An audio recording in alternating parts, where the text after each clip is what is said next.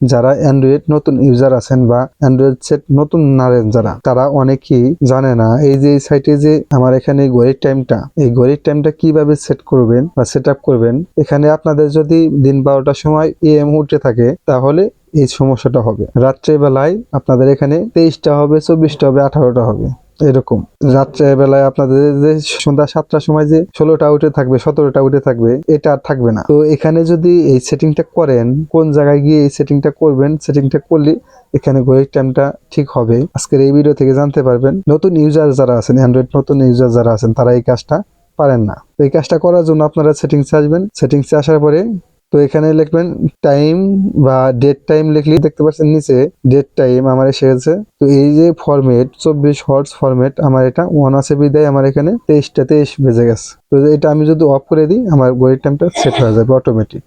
এখানে set time zone automatic, এটা আমার অন থাকবে। সেট টাইম অটোমেটিক, এটা আমার অন থাকবে। এই দুইটা অন থাকলে যখন আপনাদের নেটটা চালু করবেন তখনই অটোমেটিক এটা টাইমটা সেট হয়ে যাবে, ঠিক হয়ে যাবে এলোমেলো থাকলেও। তো এই ছিল আজকের ভিডিওটা। যদি ভিডিওটা ভালো লাগে চ্যানেলটি সাবস্ক্রাইব করে রাখবেন।